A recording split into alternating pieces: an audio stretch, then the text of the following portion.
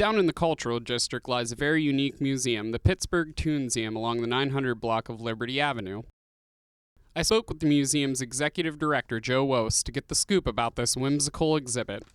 The Toonseum is Pittsburgh's Museum of Comic and Cartoon Art.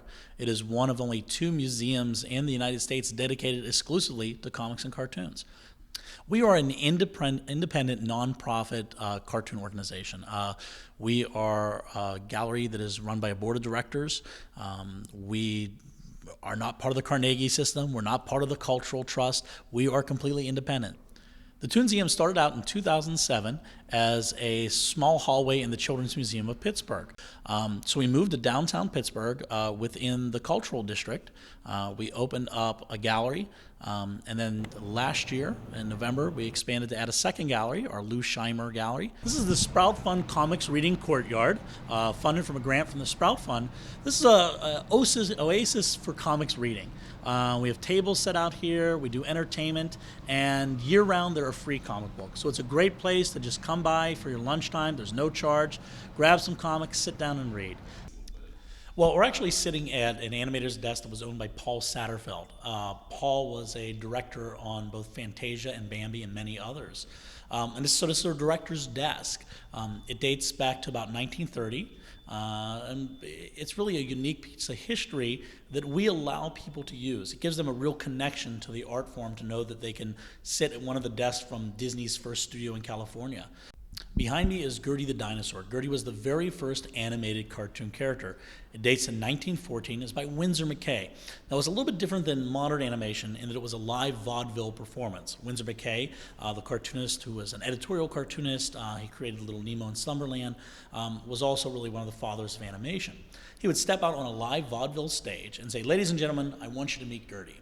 And Gertie would come out onto the screen.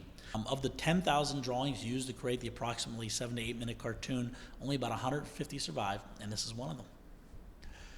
We're in the Toonseum gift shop. Our gift shop is very unique. You're not going to find your comic books or your trade comics that you'd find in great stores like Ides or Phantom of the Attic or Copacetic. What you are going to find here is a very wide selection of graphic novels that appeal to us and our fans. We do have collections of superhero works, children's books, comic strips, history and criticism. It's a wide variety. We also carry a lot of different kinds of gift items, everything from mugs to sort of really quirky and cool toys. We also carry manga. We even carry Ramune to enjoy in our gift shop, along with Pocky. You can also enjoy that in our outdoor comics reading courtyard too. You know, we're firm believers that there are some museums you never outgrow. The Toonseum is really for everybody. We do some exhibits that are geared towards 4- and 5-year-olds. We do other exhibits that are geared towards people in their 70s. You know, the vision has always been that this is a museum that a grandfather and grandchild can come in, and the grandfather say, "Let me tell you about Little Orphan Annie," and the grandchild jump up and down and say, "But look, it's SpongeBob." It really is for everybody. Current exhibits include Monster Engine, a gallery of lifelike renditions of children's drawings of monsters by comic artist David DeRise, and a Care Bear exhibit celebrating the cartoon's 30-year anniversary. The exhibits change about every month, and the museum is open Monday, Wednesday, and Thursday 10 a.m. to 3 p.m., Friday and Saturday 10 a.m. to 5 p.m., and Sunday 10 a.m. to 3 p.m. Suggested admission is $5 for those 13 and older, $1 for children 6 to 12, and admission is free for ages 5 and younger. This has been Justin Brown for the Point Park News Service.